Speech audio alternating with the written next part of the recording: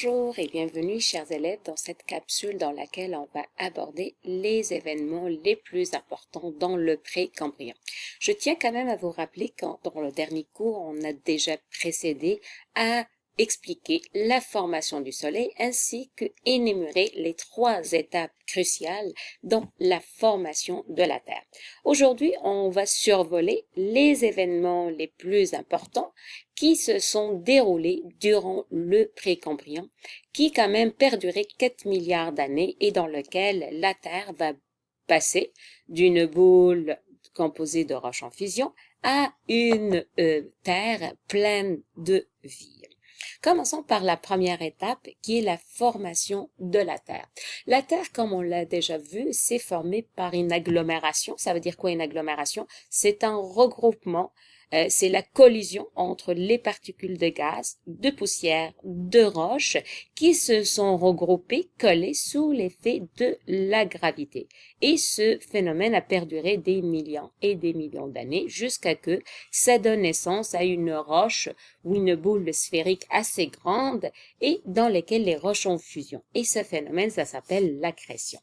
Donc, la température, la Terre s'est formée, la température est très élevée, elle dépasse les 1500 degrés Celsius et cela a entraîné une activité volcanique très intense, une activité qui a perduré des millions et des millions d'années et qui va donner naissance à 3 molécules gazeuses qui ont formé notre atmosphère primitive. Je parle bel et bien du dioxyde de carbone, le CO2, l'azote ou le diazote N2 et la vapeur d'eau H2O. Et je rappelle bien que H2O est le gaz le plus important à 80% à cette époque dans notre atmosphère primitive. De plus, on assiste à la présence de 2 molécules aussi, qu'on parle bel et bien du méthane et du NH3. Il y a plusieurs explications à ces 2 molécules. La première, c'est vraiment encore le résultat de l'activité volcanique et une deuxième qui dit en fait que le CO2, le N2 et le H2O commencent à réagir ensemble et ils vont donner naissance à ces 2 molécules. Le tout, donc, ces 5 molécules se retrouvent dans l'atmosphère primitive et rappelle-toi qu'à certains moments, on assiste à un refroidissement de température et ce refroidissement à température a entraîné une condensation de la vapeur d'eau et cette condensation a entraîné la formation ou de la précipitation pendant des millions et des millions d'années. Ces précipitations ont entraîné la formation des océans. Donc, on assiste à des précipitations, c'est à la formation des océans, mais en plus, ces précipitations ont perduré des millions et des millions d'années. Ils s'accompagnent par du torrent, des éclairs, donc de l'énergie électrique, des rayons ultraviolets assez intenses et de la température très élevée. Tous ces trois facteurs ont entraîné que les molécules gazeuses ont accompagné aussi la pluie et ces molécules se sont retrouvées l'ensemble dans les océans. Donc nos océans, ils se sont transformés sous forme d'une soupe chimique. Ça veut dire quoi une soupe chimique? Ça veut dire que ces molécules vont commencer à réagir ensemble sous l'effet des 3 formes d'énergie. Et ces réactions ont entraîné la formation de 3 molécules. Ce sont les 3 molécules qui sont les précurseurs de la vie. C'est pourquoi on les appelle les molécules prébiotiques. Les 3 molécules, je parle de base azotée, d'acide aminé et d'acide gras. Quelle est notre hypothèse sur cette explication? Il fallait quand même attendre 1953 avec l'expérience de Miller. Qu'est-ce qu'il a fait, M. Miller? M. Miller, il a tout simplement repris les conditions de l'époque de la Terre. Il a mis les 5 gaz ensemble dans une bolle ici, il les a exposés à de l'énergie électrique, à des rayons ultraviolets et de l'énergie chimique. Et il a mis cette expérience pendant quand même un certain temps assez long. Il a remarqué que à la fin, il était capable de avoir les molécules prébiotiques. Donc, c'est l'expérience qui appuie l'hypothèse de la formation des molécules prébiotiques.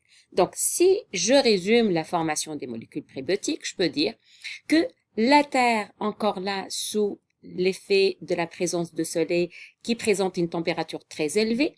On assiste à une activité volcanique très intense et l'apparition de gaz atmosphériques qui ne cessent d'augmenter dans notre atmosphère. À certains moments, on assiste à un refroidissement aussi de la température. La vapeur d'eau commence à se condenser et se transforme sous forme de pluie torrentielle, et cette pluie torrentielle a généré la formation des océans. En plus, donc, cette pluie a entraîné que ces molécules gazeuses ont accompagné la pluie pour se retrouver dans les océans. Les océans sont devenus une soupe chimique. Les molécules gazeuses, je parle du méthane, CH4, du NH3, du CO2, de H2O et de N2 aussi, le tout dans l'eau, sous l'effet de la température de l'énergie thermique, sous l'effet des éclairs, c'est-à-dire de l'énergie électrique, et aussi des rayons ultraviolets, commencent à réagir ensemble pour former trois molécules prébiotiques qu'on appelle les bases azotées, les acides aminés et les acides gras. Toutefois, ce n'est pas la seule explication pour la formation de ces trois molécules prébiotiques. Les scientifiques, aussi d'autres scientifiques, émettent l'hypothèse que les prébiotiques sont venus d'ailleurs. Ils sont venus d'où? Ils sont venus en fait de la pluie, mais cette fois-ci des météorites. On sait que la Terre a subi quand même pendant des milliards et des milliards d'années une pluie de météorites. Et les scientifiques pensent que chaque météorite renfermait en fait une petite molécule prébiotique. Et à certains moments, à la fin de cette pluie, on va dire torrentielle de météorites, qu'est-ce qui arrive? On a l'accumulation des molécules prébiotiques.